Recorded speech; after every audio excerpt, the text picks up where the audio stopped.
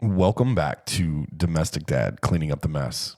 I have to apologize for being gone for so long, but the thing is, my wife and I are expecting a child, and we decided that it was time for Nick to move his studio out of the house so we could have another room for another kid. All that to say, we built a podcast studio in my backyard, and there at the end, we were a little stifled by construction, but we got it done, and I'm back. So here's the thing. If you're still here, if you're still listening to this podcast, I owe you a huge thank you. And I just want you to know how grateful I am. Today's guest has a story that will truly leave you inspired. Marcus Smooth Norris joins me to share his incredible journey of resilience from surviving a traumatic childhood injury to becoming a father, a leader, and the visionary behind Reality Check Movement. Marcus's story is about turning life's toughest challenges into a purpose-driven mission to inspire others. We'll talk about faith, healing, and how he's using his experiences to make a real impact in his community. Get ready for a raw and honest conversation that's all about finding strength in the struggle and building a legacy of hope. Grab a mop because today we're cleaning up the mess.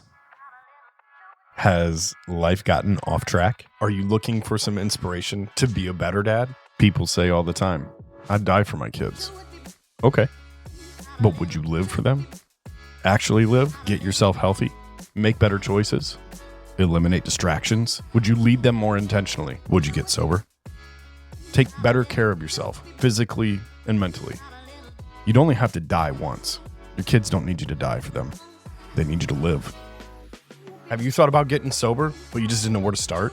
If so, welcome to the Domestic Dad Podcast, your go-to destination for candid discussions on journeys into sobriety, parenting, and personal growth. I'm Nick Barnett, founder of the Domestic Dad Project. I've been a dad since I was 18 years old. I'm also a trauma survivor, an alcoholic, divorced, happily remarried, hardworking, humbled by life, domestic dad. On this podcast, you'll find interviews with people who have walked that path, including myself, coaches, mentors, and pastors who can help guide you on your journey. You're going to need resources and inspiration. You can find that here. This is the community for you to lean into so you can start living life as a domestic dad. So let's grab a mop and start cleaning up the mess. All right. Marcus Norris. Marcus Smooth Norris. Thank you for joining me on Domestic Dad Cleaning Up the Mess.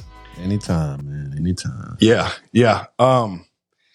So, man, the way that we got acquainted was pretty cool because we had never met before. And I saw your clothing on one of my very good friends that I work out with every morning. And I was like, I was intrigued. And I think that's the point, right? That's the point of having the clothing the way that it is, because it's like,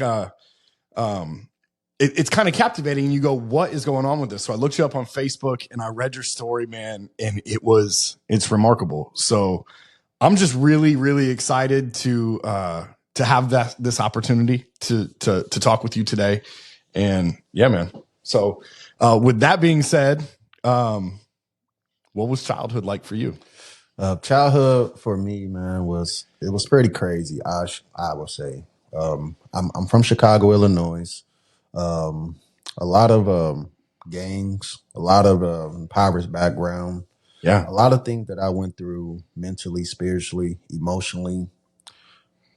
I want to wish it on my worst enemy, you know? So a lot of things that I endured as a kid was kind of traumatizing, right? So when I was a kid, I played a lot of sports. I was into gymnastics. I was into baseball. I was into football, basketball, but my main sport was basketball. So a lot of times in our neighborhood, you know, we played basketball and the local hustlers and gang members would bet on us. Yeah. You know what I mean? I'm playing against middle schoolers, high schoolers, even adults, you know what I mean? Whether it's through jump shots or 1-on-1 play or 5-on-5 play. Like I said, I seen a lot as a kid. Yeah. A lot. No matter if it was drive-by shootings, no matter if it was drug selling, et cetera, et cetera. So one day, living in Chicago, Illinois, like I told you, we play a lot of basketball. So On July 4th, 1997, I was shot in the head. And I asked my mom, hey, can I go to the park? A lot of people up there and they playing basketball and I would love to go. Can I go? She's like, yeah, you can go. As long as you're going with your cousins. I had older cousins, that always took me with them, because, I make some money. So I'm going, right? Yeah. So I go and they're like, hey, let's go. So I go. I finish my slushie. I go to the water fountain. Now it's my turn to play.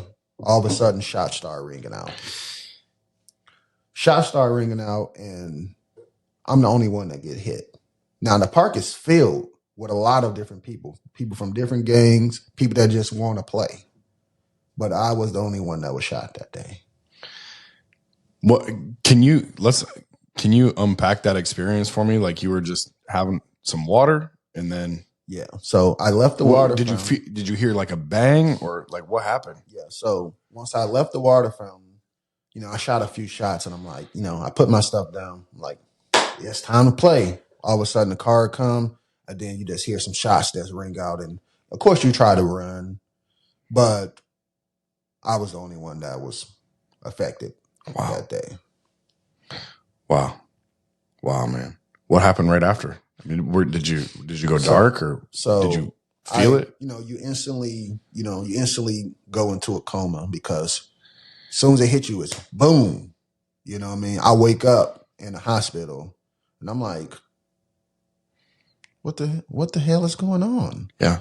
You know what I mean? And based on the stories that I've heard after I was shot is, local gang members who was at the park that some of them have children by some of my family members. So we all real close, right? Mm-hmm. Those same guys was the ones that saved me, you know what I mean? And took me to the hospital at that point in time. Yeah. Okay. So, it was really, really hard for me because I spent 37 days in the hospital trying to recover. No matter if it was my ABCs, my 1, 2, 3s, learning how to walk, talk, etc. Right. So it really like damaged me. Right. I didn't know at that time that whatever effects. So I got shot on the right side of my head, and whatever happens on the left, what happens on the right side affects the left side of your brain. Okay. But when I was in the hospital, I did not know that my brain was leaking fluids. No, so I got shot one way, came out another way, and I'm touching my head like, am I sweating? I'm like, I'm 7 years old, but I'm very smart. And I'm like, this can't be sweat. It's thick and mucus. So they had to staple me up. I had 100 staples in my head. Like all this stuff was just going and going. So if I didn't catch it, not the doctor, because everybody said it was sweat. If I didn't catch it, I wouldn't be here today. Wow. So they stapled me up with 100 staples and it was tough, man. So I live my life now and I'm blessed. I'm happy. Yeah. But also going into my childhood as well. When I was released from the hospital, the day I got out, robbers came to rob my house. So give you a little story. My dad was a drug dealer, okay, and he sold a lot of drugs, had a lot of nightclub, barbershops, et cetera, et cetera.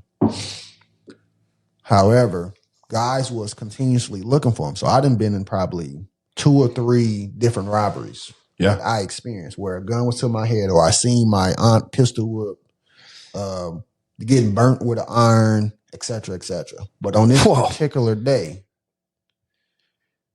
I'm asleep. I got the gauze from the hospital still on my head. The guys came in and said, if you don't give me this motherfucking money, I'm going to kill his ass. And I woke up to the gun pressed to my head, right? And then, so I woke up, I'm in a frantic, right? So they got us all out the bed. My mom flipped the mattress. I see all these drugs under the bed. I see all this money under the mattress. Oh, wow. And I'm like, whoa. but I'm still in shock because like I'm still traumatized. Well, yeah, you just came out of the hospital. You're just a 7-year-old kid who went through a massive brain trauma. Right. And you're trying to just balance yourself a little bit, finally get home, grateful for the life that you have at this point in time. And then this. Yes. So my mom, she like, here, mink coat here, jewelry here. And I'm just like you're a kid. You don't know exactly what you have. Yeah, I have all the Jordans and nice expensive coats, but you don't really know what you don't know, right? So me seeing all this money, I'm like, oh shit. you know? And you know what I mean, they laugh, you know, but ever since that day, I've been traumatized. So after that day, my mom was like, you know, you can go to your auntie house, whatever. So then 7 days before my birthday. Yeah. 8 days before my birthday. Your 8th birthday? Yeah. Okay. My dad, I'm calling my dad, like, I'm in the projects. My dad, like, I'm like, can you come pick me up? I don't want to be here. He like, yeah, I'm on my way. That's the last words he said to me. And he was killed by like 4 or 5 dudes. Oh man. Going to see a new apartment with his new girlfriend. So knowing that those was my last words with my dad, and then he didn't show up, it always did something to me. So that's what made us leave Chicago and come here. Yeah. To Waterloo, Iowa. So yeah. When did you move? How old were you? I was 7. Yeah. So I moved. So he got killed like August 24th. Yeah. And then by September 1st, I was here. Yeah. And I turned 8 in August 31st. Yeah. Yeah. Wow. Wow, man. That's crazy. What was your relationship like with your mom after all of that?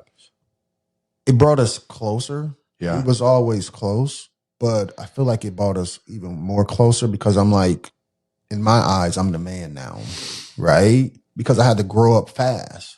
It's a big step to take at 8 years old. Yeah. And it's like, you only know what you know, but in your mind, you feel like you are the man.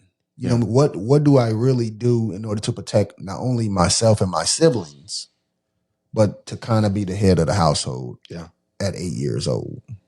You know, so you feel like you're doing a great job by, you know what I mean, doing whatever you have to do to protect everyone. But that's what the relationship was like as a young kid. Yeah. So how did that how did that translate after you started going to school? And you know, you obviously had gone through this whole trauma. You had gone through a lot of I would imagine that you went through a lot of physical therapy. Mm-hmm. What was school like after all of that? School was very difficult because like now I'm in special needs. Yeah. I never needed special needs. So all the way up from 3rd grade up until high school. Yeah. I'm in special needs classes. I can't do shit alone. Yeah. Because I need the assistance. I need the support in order for me to be great. Mm-hmm. Now that I'm older and I'm more comfortable and content with myself, I understand the process. Back then, you're kind of a shell of yourself. You're embarrassed. I'm sure that caused a lot of frustration inside of your heart. Yes, because you have the guys that's constantly making fun of people who are in special needs. They go to popcorn class, or they go to, but I'm still popular, right? Yeah. But at the same time, they're looking at you as like you're not amongst the in crowd because you go into that small room. Yeah. But everybody know why I'm in a small room based on my injury, but my whole left side of my body is have slower mobility than my right side. Yep. And that affects me, right? So still to this day, like I can move my hand super fast on my right side and down to my toes, to the right side of my brain. Yeah.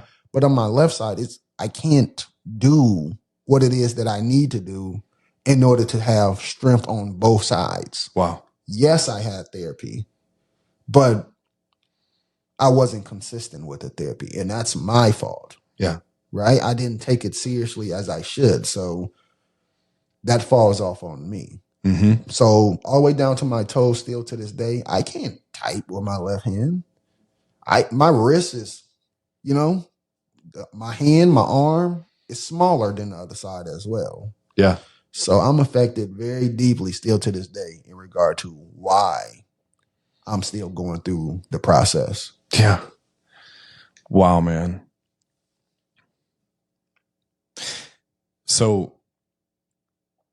in terms of like your social life and things like that coming up as a kid, did you participate in athletics or anything like that? Yeah, I participated in basketball. I couldn't participate in football due to the metal plate in my head. Yeah. It affected me, of course. I love football, but doctor said, one wrong move, you're going to be gone. Yeah. And I had to understand that. So no real physical combat stuff. I would never be a part of. Yeah. Yeah. But you still got to play basketball and stuff like that. Yeah. Cool. So I played basketball. Senior year, I passed out though. I passed out in practice because I have an enlarged heart and I have a heart murmur. So I passed out and they like, no more basketball for you. Oh, man. So one more thing taken away from you. Yeah. One more thing that you couldn't participate in. Yeah. One more thing that separated you from the herd, if you will. Because basketball is therapeutic for me. Yeah. Even till to this day, I can go to the court and just go shoot around and I'm in heaven. Yeah. These is things like if I'm battling something mentally, I'm like going to the court. Yeah. So yeah. Yeah, that's got to be really hard growing up and having to go through that. Talk to me about what happened later on in life. Like, bring me up to speed. Yeah. So, although I had the falling out in regard to falling out in practice in my senior year, I was still able to get basketball scholarships to some small D3 schools. Okay. William Penn. Yep. They was able to offer me a scholarship. I didn't go though. So I didn't go because in my mind, I have to be there for my mom. I have to be there for my siblings. Why would I be selfish and take this opportunity to go somewhere when I know they need me? Right? So I couldn't take on my journey like I wanted to due to the circumstances that I'm a part of right now. Right? We also have to remember this part too. When I was in 7th, 8th grade, my mom had my younger sister. Yeah. And it caused a lot of back issues, right? For your mom? Yeah. Okay. It caused a lot of back issues for her. So she could not work like she needed to. How she provided, I have no clue still to this day. I'm really like, how did she do it? Yeah. But she showed me and exemplified what it actually means to be a strong mom. Yeah, work ethic. And I'm always going to be appreciative for that. Yeah. Right? So I had one of those too. So I was like, senior year, also I started doing what I felt like I knew based on my family and my friends. And, I'm like, I'm going to sell some drugs. Fuck it. Yeah. Time to make some money, man. And I was making a killing. And then my cousin seen a shoebox full of money. And he said, this how you be getting all these shoes? All these clothes and jerseys and stuff? And I said, oh, shit. He fucking looking up to me. Yeah. Oh, hell no. Remember, his dad was one of the ones that picked me up off the ground as well. And he was in the streets. So I'm like, fuck. I can't do this, man. Yeah. You don't want to be the bad example. Oh, hell no. You don't want to lead him into that life. Yeah. So in my mind, I said, I have to make a change. So I was working at Tyson at the time as well. Mm-hmm. And I was helping paying all the bills, making sure my sisters had school clothes, school shoes, et cetera, et cetera. So remember I told you, I felt like I'm the man. So I have to do what I need to do. Yeah. My mom pulled me to the side and said, hey, I remember what I told you before this year, but I need you to go to school. I said, but I thought you said you needed me to help around the house. This is the reason why you didn't want me to go in the first place, remember? Yeah, but I don't want that on my conscience. So I want you to do better and make better for yourself. So before I end up going to college, I end up getting baptized. So what brought you to that? Can I ask? Because that's a wonderful thing, man. That's a huge moment in a man's life when he decides that he is ready to be baptized, to start living a Christian life. Oh, I'm so interested in that. So for me, it was like the aspect of knowing like my conscience. I cannot live with this on my conscience. Like I always tell people when I listen to Reasonable Doubt, Jay-Z said, I sold all from crack to OPM in third person. I don't want to see him because he knows what he's doing to the community, right? Yeah. So in his eyes, he like, I know I'm doing bad, but shit. Selfishly, I need this money for not only myself, but my family as well. So why would I stop? But why would I continue to do it if I know this is going to be bad? So I told myself I would never sell another drug again. I don't care how much hard times I'm going to be a part of. I don't care what's going on in my darkest moments. I know I'm going to get out of it some way. So I have to stop right now. And then when I went and got baptized, I feel like everything was lifted off my shoulders. Doesn't mean I didn't have bad times. Didn't mean I wasn't struggling, picking up change out of my change jar and like, fuck it, I need to eat noodles or something. Dollar menu at McDonald's. You know what I'm saying? Let's go. So the McChicken. Like, but it made me appreciate what I did do because I didn't want to continue that path. So getting baptized was everything to me. Yeah. So. Yeah, that's awesome, man. Where did you get baptized? Mount Carmel. Nice. Yeah. Mount Carmel. Yeah. So that helped me tremendously in regard to my growth and in regard to my separation of who I am. You know what I mean? Of course, you can look at things and be like, I know I'm different. I know I'm not like everybody, but you don't know it until you know it. You know, we all feel like we all alike. Yeah. We're all human. We're not alike. We have similarities, but we're not alike. So I have to kind of like grow to build that I'm comfortable with being me and not looking at everybody else and say, I need to be like them because they're getting attention or they're getting certain things that I want as well. So had to learn to develop that. Yeah. In what ways did you do that? Just by just looking in the mirror and just saying like, am I comfortable with myself? Because like, just like we was talking off air in regard to your journey. Yeah. Is how do you really know that it's okay to be okay or not to be okay? Yeah. But only person knows this is yourself. And until you be honest enough with yourself, you're going to constantly exude certain behaviors because you're trying to ignore them. You cannot walk away from things that you know that you are being affected by. Yeah. You ignore it, it's just going to keep amplifying until you say, I need to get better with this. Yeah, there was a I've got a teenage son. You met him inside, and there was and I'm not just making there's a point in your life, and it took me the better part of 30 years, probably even longer than that, to do this, but I had to get to a point in my life where I liked myself again. Mm-hmm. And I wasn't trying to fit a square peg into a round hole. Instead of trying to figure out, you know, how to blend in with everybody else, I had to figure out how to like myself. Mm-hmm. And I think that's a pivotal point in a man's life. And you hope for your kids to be able to do that. You know what I mean? You hope for your friends to be able to do that. You hope for everybody to be able to like themselves, because once you like yourself, you can become your authentic self. And when that happens, the right people start to come into your life. Yes, sir. And we'll probably get into that in a little bit. But like at the end of the day, man, you really do.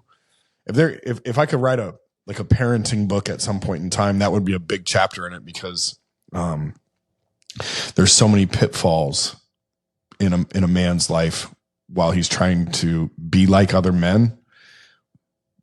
At the end of the day, some of my best advice would always be to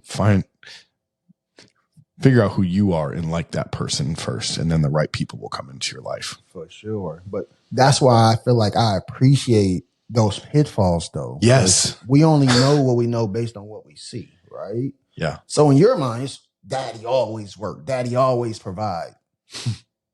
But who's checking on dad's emotional traumas? Who's checking on to see if daddy is happy?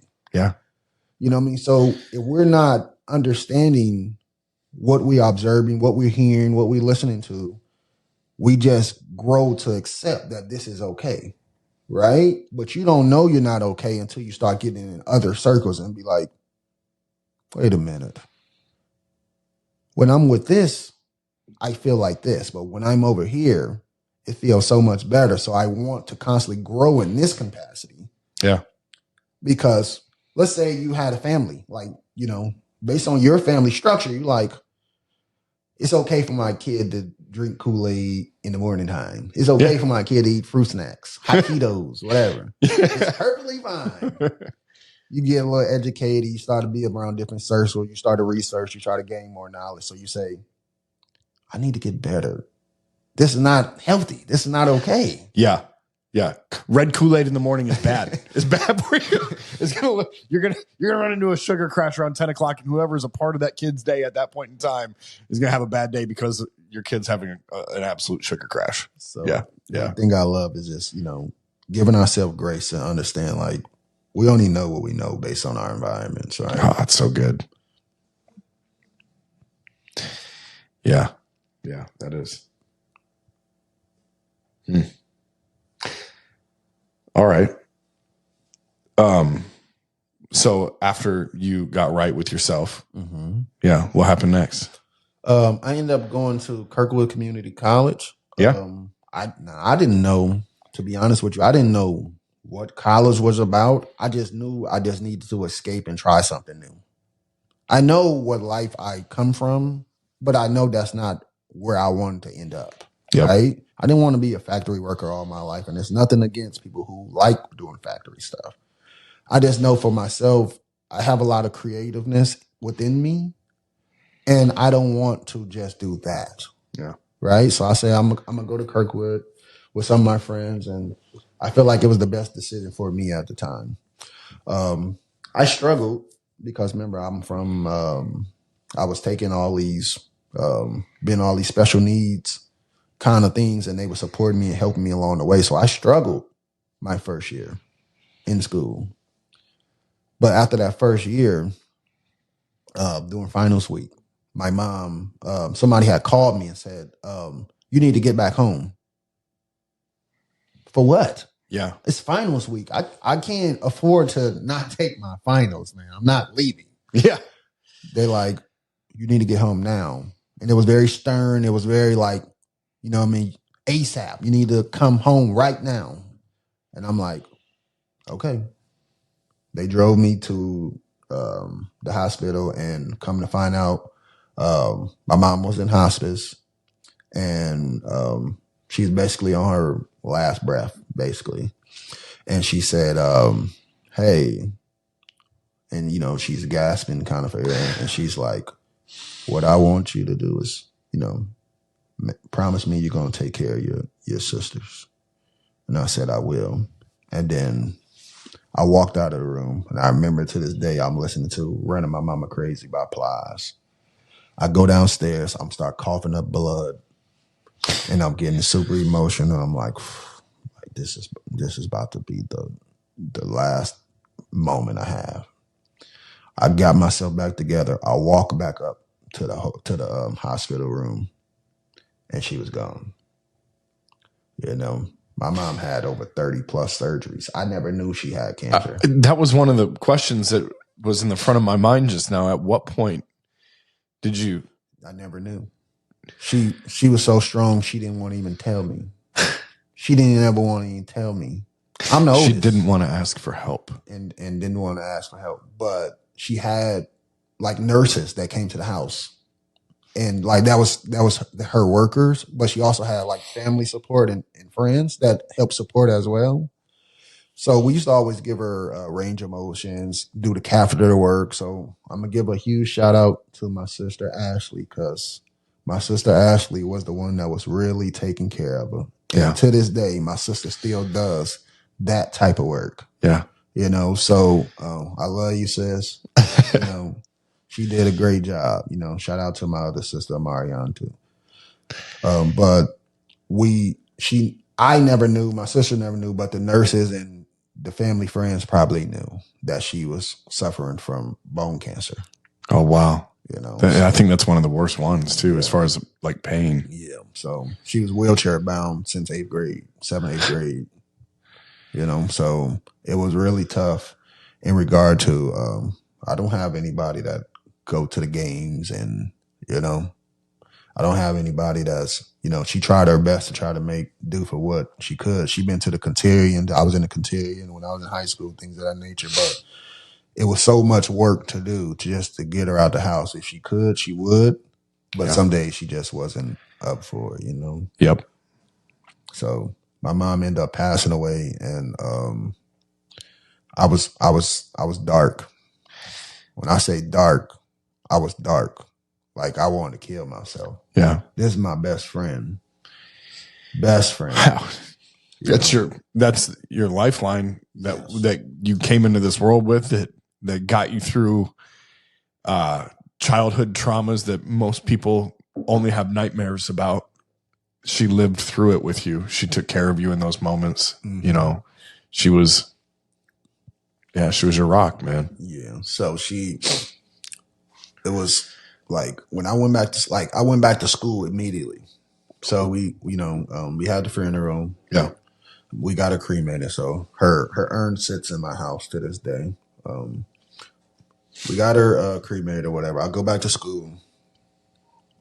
As you know, I failed again, failing. I'm not sleeping. I think I'm suffering from sleep paralysis or something. I cannot sleep. I can't do anything. When I tell you I wanted to kill myself, I wanted to kill myself. Yeah. It did not feel good. Who do I have? Like, I don't have a parent. I have my auntie. Shout out to my auntie Stephanie and my grannies. But it's nothing like a mom. No. There's nothing like a mom or a dad. And I have neither. So I'm struggling. So the Kirkwood journey, I didn't really accomplish anything because I'm constantly failing. I want to kill myself. Yeah. And then I come back home. And then I continue my journey of understanding who I am and what I feel like my purpose is. Yeah. And that's where my next life started. Yeah. In regard to the brand. Let's go. You know, so do you remember what year was that? 2010. Okay. So you've been in this for the better part of 14 years. Yes. At this point. Mm-hmm. Oh, wow. Okay. So, I'm constantly just going to the drawing board. Like, you know, how you say is, we're constantly trying to think about like what, because nobody's doing it at this time. No t-shirts, no nothing. Right. So I'm like, I don't know I'm going to flip this. Like, what inspired, like, what was it that, like, so you took pieces of your own journey and you wanted to say, hey guys, I made it through this. Mm-hmm. And I want you to be able to make it through it too, even though it's dark, even though it's hard. Mm-hmm. I want to be somebody who stands up in this community and says, you can still do something with your life. Mm-hmm. So for me, how I looked at it was, 2013, I'm like, fuck it. I'm going to just try. Because everybody was telling me like, man, that's stupid. Why would you even want to sell? Ain't nobody going to buy your t-shirt just because you got shot in the head, dude. Like, nobody's going, like, who don't not have a parent in the And I'm like, for years, I'm constantly hearing this negative. I was like, I'm just going to try, man. So I tried. You got convicted. Yeah. Like, this is what's going to happen. I'm going to go for it. I'm just going to try. What's the worst that can happen? So there is no victory in I should have. You know, so I said, what should I call it? Because the whole time I'm thinking about how, like, in our community, how we're kind of like plagued in regard to wanting to chase our dreams and our aspirations. What do we usually have? Excuses. What to give me every reason why I shouldn't do the clothing brand? So if I give you a reality check and it's all tied to not just me, but it's tied to all of us, you're going to be like, that makes sense. Yeah. That's my part of my story too. I Yeah. might not know your story, but I know for a fact you feel the same way I feel. It's just I know myself enough to be transparent to say, I'm going to try. Yeah. At least. Yeah. You know, so I'm like, I'm going to give myself a reality check. So once I'm like, reality check. But if it's a movement, then I know it's not just me helping you. Maybe Nick got resources. Maybe this guy got resources or this girl got resources. Now we're a movement because we all trying to chase a dream or a goal that supersedes what we see right in front of our face. So if we can kind of help each other, give each other information in order to be successful, I feel like we can push each other to new heights. Yeah. Because all I want to do is inspire. All I want to do is help you see something that nobody's seen in me years ago. Yeah. So if I can be that inspiration or motivation, why not share that with you? Because I know it's some idea you have. I know it's a trauma that you're dealing with that you just haven't healed from. Because if we're not healing, some of these dreams or aspirations just not going to happen. Yeah. And for years, I have to tell myself, my trauma. I think that's my trauma kicking in. I don't want to fucking do nothing with Nick. Oh, hell no. I don't want to do nothing with Sarah. She's trying to play me. Yeah. That's my trauma talking. So that's where the healing started coming from as well. So that's what a brand originally started from, is just saying I want to be an inspiration, motivation, that I'm doing the work just like you should be doing the work. I'm in college. Look, I can't type, y'all. But I just graduated. Look at me. So I'm not trying to make you feel bad that I'm accomplishing something you're not. But whatever your mind is set on that you want to accomplish, look, I got every reason in the world to give up. I don't have any parents. I'm making mistakes as I go as well, but I want you to be successful. Look at me. Mm-hmm. Try something. So I was able to get my bachelor's. I was able to get my master's degree in Legion Youth and Human Services because I love kids.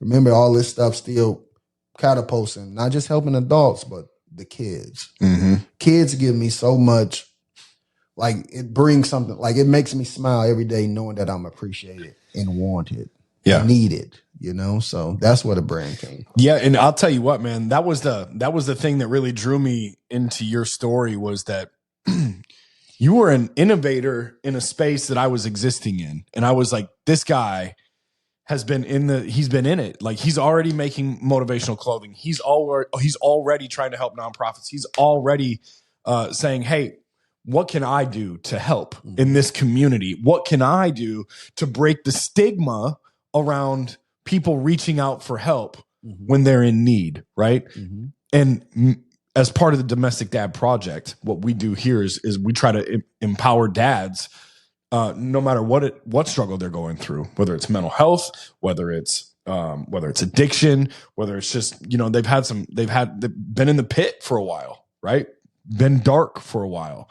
And I just thought, like, man, this is a great opportunity to connect with a guy who's been doing this for a long time. And to hear that you've been in it for 14 years, man, that is incredible.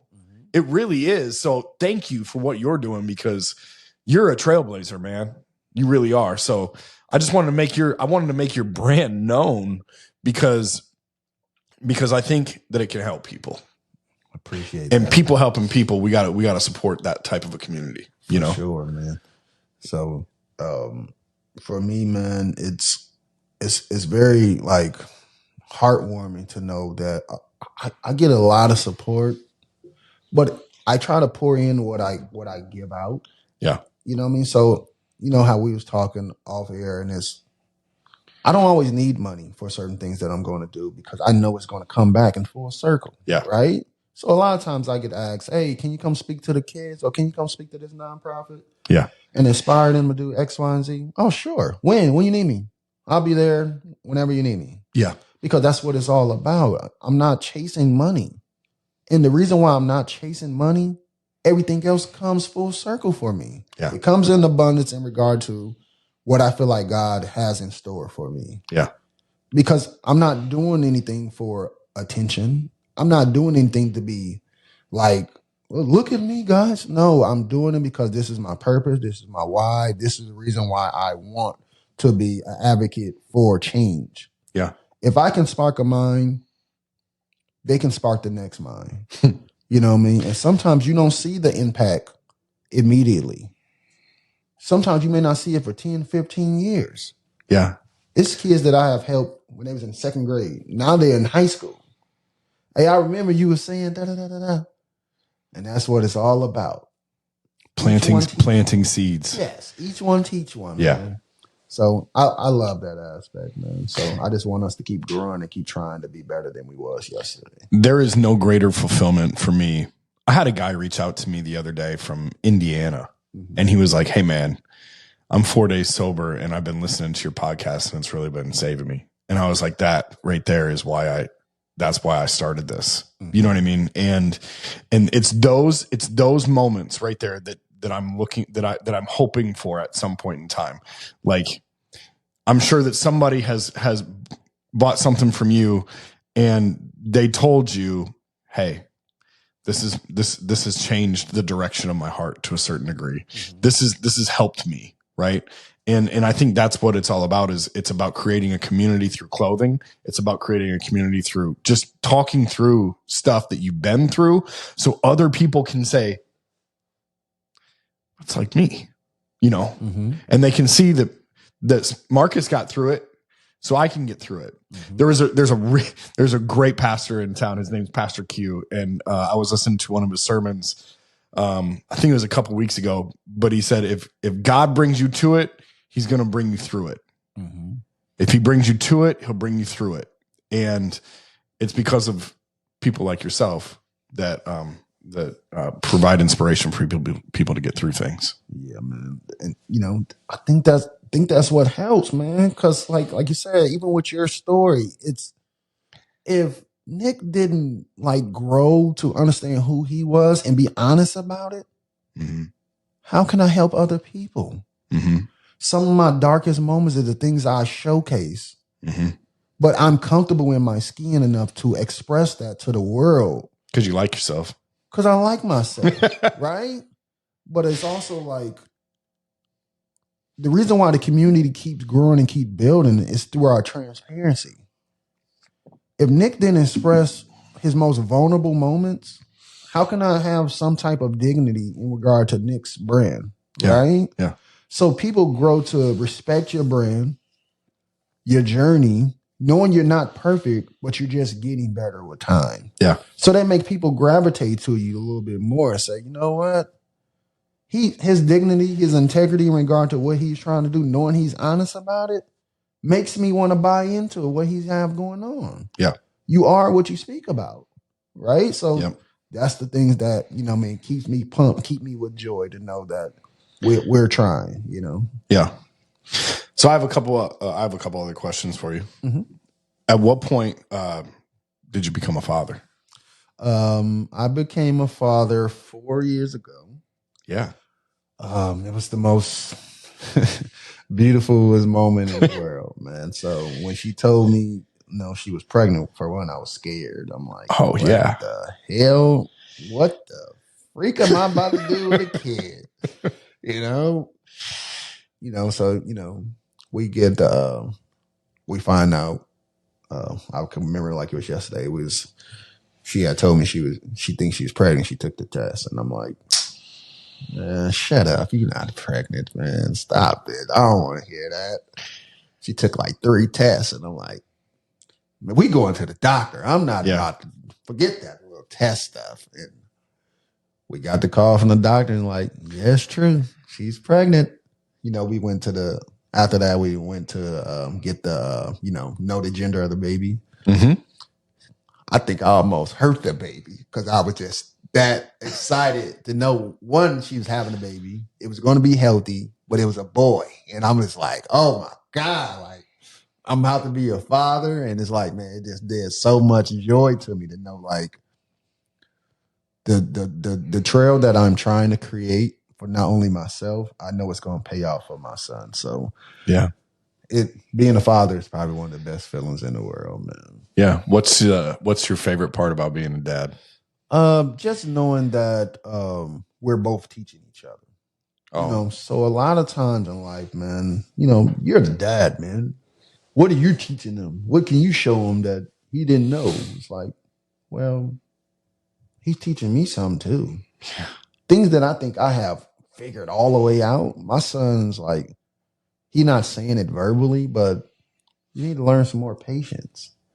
You need to show a little bit more compassion. You need to give a little bit more grace. So speak my language, man. So it's like knowing, like, so give you an example, like he throws something, he hit me in the face or something. And what the hell is you doing? Stop doing that shit. And I'm like super frustrated at the time. Then I calm down and then I say, hey, like, I'm sorry I yelled at you. So this goes back into the patience. This grows into the understanding. Like, I know you didn't mean to, but just understand, I don't want you to do that because X, Y, and Z. So although he is doing something wrong, we also have to display some type of humility about ourselves to showcase, hey, you have to meet your kid where they're at. Yeah. You're thinking like you're 35 years old, buddy. He's a kid. He's going to do these things. And maybe he's just trying to play. Yeah. And this is probably how he showed his intimacy with you. Right. Also understand everybody's love language, everybody, how they display their love and care is going to be different. Mm-hmm. How can you like have some balance with what you're used to versus how somebody else shows their type of empathy or love or compassion? Right. So that's what I love about being a parent, man. Yeah, that's awesome. Yeah. What are some of the biggest struggles that you've had as a parent? So right now, me and his mom is not together. Yep. And when we split, when we broke up, it was probably the toughest time for me, man. It was so dark because I was depressed, very depressed. I'm used to seeing him every day. Now I see him once every couple of weeks based on the schedules. And it's the hardest thing in the world to decipher, like, damn, how am I going to see him play sports? Mm-hmm. How am I going to see his plays, church, et cetera, et cetera? I'm not there every day. Do I talk to him every day? Yes. But nothing is like a physical touch, a holiday. You know what I mean? So having to share from a distance, knowing I want you in my presence every single day is the toughest battle in the world, man. Yeah. So I beat myself up a lot because I hold myself with so much regard to what I seen for myself. I wanted to have all my children by one woman. I wanted to be married. I wanted this perfect picture of life that I created for myself. But everything don't always work how you think it should work, right? Right. We can do the blame game all day, but it's things I did wrong. It's things she may have did wrong. But all I'm saying is those approaches hurt me the most because it's what I seen and that I wanted for us. So as a dad, I'm kind of missing out on a lot of things that I want to see on a daily basis. Yeah. That's definitely a struggle in our world today, man. I have two children that, I split custody with. And that's always a struggle. And when it comes to co-parenting, that's really hard because now once you have a child living in one place and another place, they can get away with some things over here and not some things over here, right? Mm-hmm. And they kind of know how to figure you all out. Yeah, for sure. I know what I can get away with my mom. Might not be able to get away with that with my dad. So they kind of try to figure you out that way, and it's kind of like, man, that's just really hard. But how old is your son? He's 4. Yeah. So you're in like that's like the best. Those are some of the best years.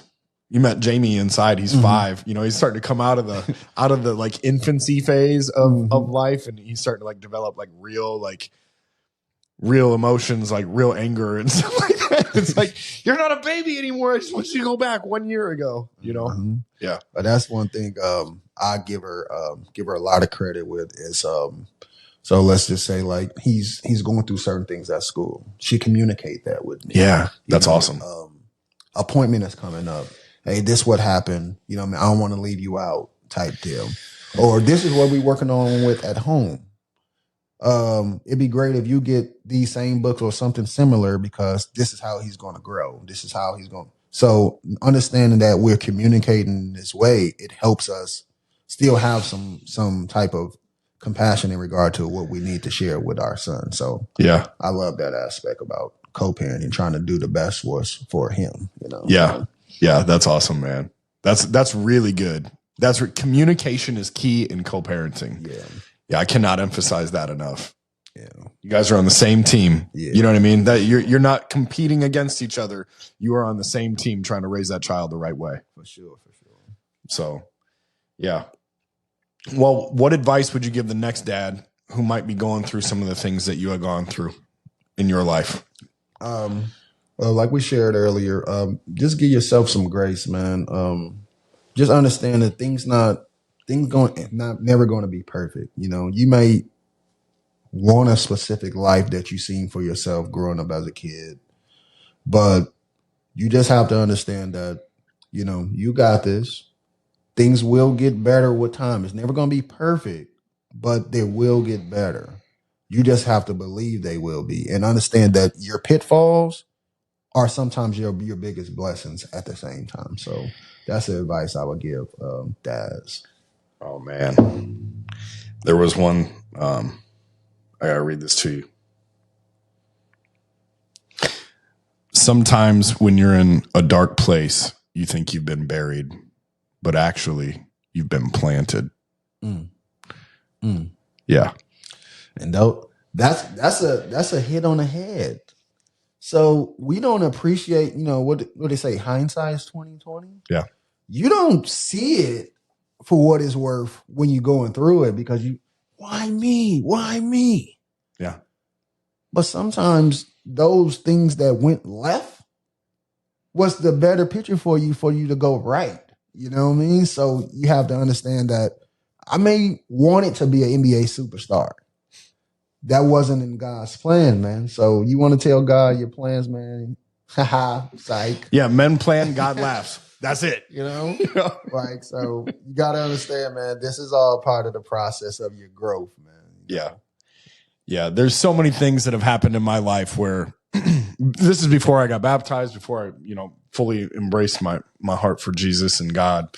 And there was times where I would sit there and I would go, why is this happening to me? Why was I made this way? Why have I been through these things? You know? And I mean, there's a picture behind you right now, man, that's, you know, and that's where we get when we think like that, is we get stuck in the mud, we're cold, we're alone, and we don't know God's warmth. And sometimes we just need to remember to turn around and ask him to help us. Mm-hmm. And remember that he's got a plan for us. Yes. Because you can't have a message without a mess. You know what I mean? Woo. Oh. Woo. Woo. Yeah. Yeah. So, or there's, how else would I say that? There's no testimony without a test. For sure. So, for sure, man. You know, you kind of got to go through the fire in order to become who God wants you to be. But do you think like that's where you find your why, your purpose when you do have the test or the mess? Yeah, absolutely. Absolutely. There's a really good one. I'll share this with you. My son sent this to me a while after I'd gotten sober, and it meant so much to me because he saw like the worst parts of me. And he said, Dad, this reminded me of you. And it goes like this. It says, imagine you're talking to God about the person that you want to become. And you say, God, I want to be courageous. And God replies, then I will give you monsters to terrify you so that you can conquer them. And then you say, God, I want to be patient. And God replies, then I will make you work harder and longer so that you can learn to wait. And then you say, God, I want to be wise. And God replies, then I will give you failures that will crush your spirit so that you can learn the value of judgment. And then you say, God, that sounds like a hard life. Can you give me a good life? And of course, God replies, just like we measure the quality of a blacksmith by the strength of his steel, I measure you by what you are at the end, not the fire and the hammer that it took to make you. A good life isn't always a life that's easy. A good life makes you into a good person.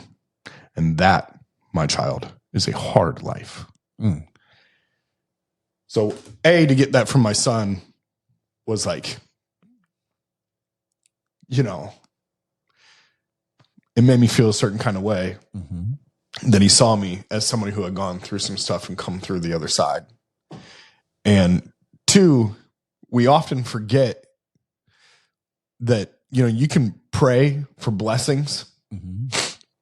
but oftentimes it doesn't come in the form of a direct blessing, right? Mm-hmm. It comes in the form of an opportunity to receive that blessing. You want to be a good husband?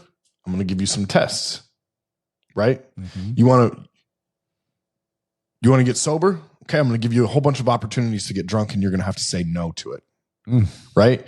You want to get through. You want to be happy? Okay, I'm going to give you a bunch of stuff to be sad about, but you're going to have to find the silver lining. Mm-hmm. You know what I mean? So it's kind of like, it's one of those things that it just did something to me when I read that, because we just forget. You know, and you have to remember to turn around and pray about it. For sure, man. So that's super deep. But that's why, like when it comes to like all the merchandise that I do create, yeah, it's all centered around, yes, you chasing your passion, your purpose, or whatever it is that you want, but it's also about our mental health. Yeah. Right. So like me creating, I'm on my healing journey. I love that one, by the way. Like it helps me understand, like, I'm never going to be perfect. I'm never going to have everything figured out, but I'm doing the work though. Yeah. Because I'm doing the work, I know I'm getting better slowly, but steadily with time. If I'm not willing to do the work, Nick, I'm never going to be the best version of myself. Right. Because I'm trying to play, what they call it. I'm trying to be the guy that wants everybody to feel sorry for me. I don't want you to feel sorry for me if I'm not trying to get better. Right. Right? This does nothing for you. So if we're on our healing journey and we really taking it serious, if it's certain things that you know that you're a part of or doing, and it's stopping you from you growing to where you say you want to get to, not what I want for you, but what you want for yourself, it's never going to go exactly how you plan. So I always just say, man, just try new coping skills. I love music. I love writing. I love sports. I love running. So these are my coping skills. And it helps me understand, okay, Marcus, maybe you need to start looking at things this way. Maybe you need to plan and strategize this way. Hey, you've been around people a little bit too much. You need to take a little bit more time with yourself. Because if you're not taking time with yourself, how do you know who you are? Because you're trying to live a life based on other people's likes and their specialties. Square peg, round hole, man. I'm trying to tell you, man. So those are things that excites me, man. Like when you're telling me your story, somebody telling me their story and how they're trying to get out of it, this what makes what we do impactful. Yeah. Somebody sparked something within me. Like I'm at the schools, I'm at Lincoln Elementary, and kids love seeing my merchandise, not only from myself, but other people wearing them. Hey, how do you do t-shirts? Oh, I need to create a group. My principal like, hey, what do you guys be doing in there? And I give them the curriculum. This is what we do. This is why we do it. But it ties in regard to their behavior. Yeah. It ties in regard to them wanting to have fun in school. Because if they're not having fun, they don't want to do anything. But this is how we're going to create entrepreneurs for the new world. Yeah. Life is not just about structure. No. I have to love what I'm doing to continue doing what I'm doing. Yeah. If we don't create this balance to give me a reason why I need to be at school, I'm not going to want to behave. So you create curriculum around things that's affecting the school, But look into the eyes of that kid. I watch the kid and we just playing. Every day he comes in my room, he wants to play with the Legos. Oh, shit. Now, I'm not saying he's going to grow to be an architect. Might be. But he's creative. Yes. He's doing things on his own. You understand what his strengths are. But I'm tapping into it. Play into that. Yes. Now Legos, but let's go with mag tiles now. You know what I mean? Let's give him more stuff to build. So I understand we have instructional time with all these subjects. Hey, come lunchtime, come in my room. Recess, come in my room. Can I draw you a picture? Man, you're a good artist. You want to create something for my door? Now I have showed the kid that your creativity has value, means something. Yeah. If you showcasing these things, these kids start to believe in themselves. Yeah. But you have to show them something for them to believe that. Yeah. Because everybody at school, to be honest with you, we're demeaning it. A kid can be drawing on a desk. You don't supposed to be doing that. But I come in, I said, here's a piece of paper. Yeah, you're not supposed to be doing that. However, here go a paper. Yeah. Hey, draw that again for me. Hey, I'm gonna display this on this app. And then you can see your own character and it could come to life. And then they like, really? You can do that? And I'm like, yeah. But that lets the kid know like you care more on a deeper level. Yeah. Right? And it's some adults don't understand that by meeting them where they at, that gives them a chance to be inspired about something. Come on. It gives them a chance to be inspired about something. So the little time where, hey, Mr. Norris, can we create a handshake? And I'm like, yeah, what's up, man? We do a handshake. Now they all lined up at my door before I get there in the morning. I'm taking the time. You have to take time with the kid to, yes, show them a little tough love, but show them that I actually care about what you care about as well. Yeah, absolutely. Hell yeah. Absolutely, man. All right. Well, you got anything for that was really good. That was really good. Do you have anything else for the listeners? I do want you to tell us where we can find your clothing. Okay. So you can find some of my merch at realitycheckmovement.shop. It has all different type of merchandise on there, from varsity jackets to crew necks to hoodies. And I would love for you to join the movement. You can read my story on there and kind of understand the trajectory in regards to what we do here at Reality Check Movement. Yeah, yeah. So realitycheckmovement.shop. Yes. Awesome. And they can find you on Facebook too, right? Yes, sir. Yeah, there's a bunch of pictures of inventory and things like that they've got in stock. I know that you guys have got some stuff that you're moving through right now. And then So and then can they reach out to you? DM you? Is that a way to do it as well? Yes, sir. Yes, okay, sir. Cool. Well, Marcus Smooth Norris, thank you so much for joining me on the Domestic Dad podcast. This was cool, man. I really appreciated your company, you sharing your story with me and all the listeners. And my hope is that this will create some inspiration for other people to join us in what we're doing. I appreciate the opportunity, man. Yeah, cool. All right. If you're hearing this message, you've listened to the entire episode. And for that, I want to thank you with all my heart. I hope you enjoyed it. And if you did, please leave us a review on Apple Podcasts or Spotify. It really helps us out.